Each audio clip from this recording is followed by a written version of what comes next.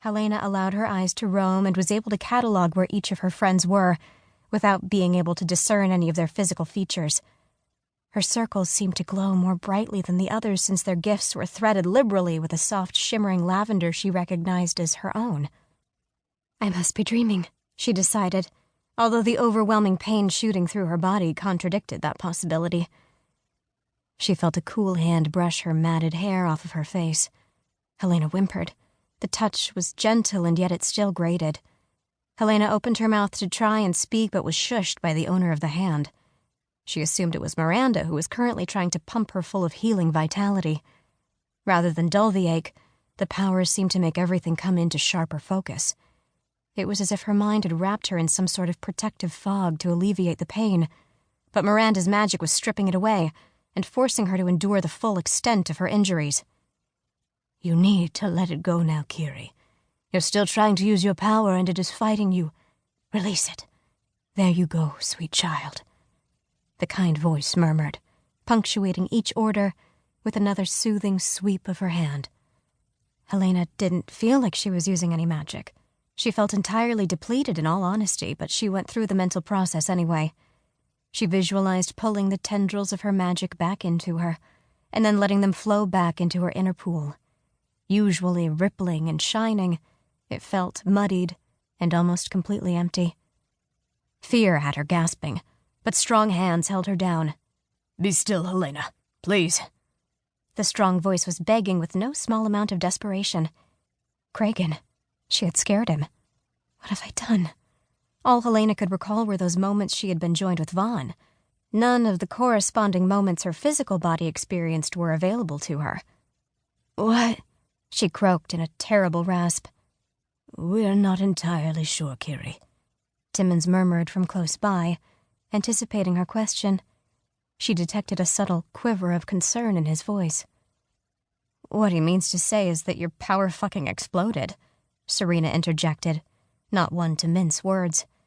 Despite their crassness, her words were spoken in a very subdued tone.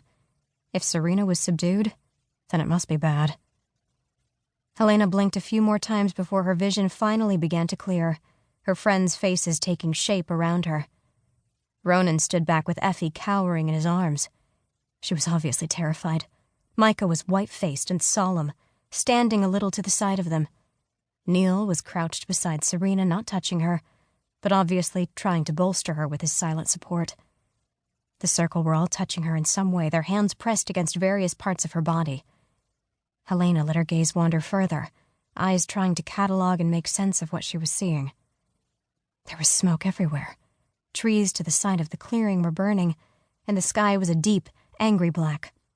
In the swirling mass of clouds above them, lightning flared brightly before an answering crack of thunder rolled in the distance. Helena blanched. Did I do this?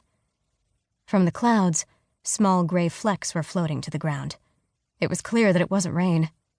What is that? She squinted, trying to make sense of the objects. Her eyes widened and she croaked. Ash. The sky was raining ash down upon them.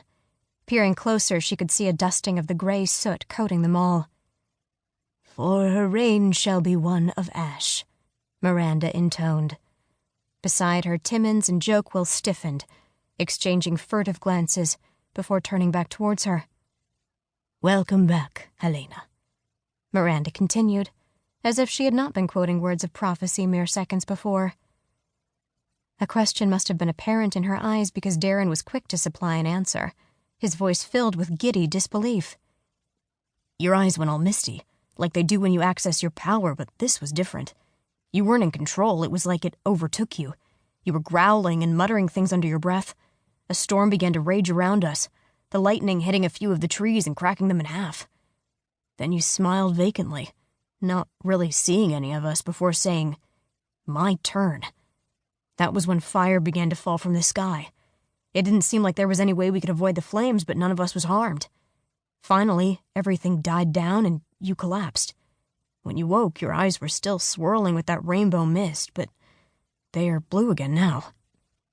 Helena was dumbstruck by his recounting and beyond horrified to see the consequences. She had thought her magic was only being used where Vaughn's body was, but apparently she had pulled so much that it was unleashed around her body as well.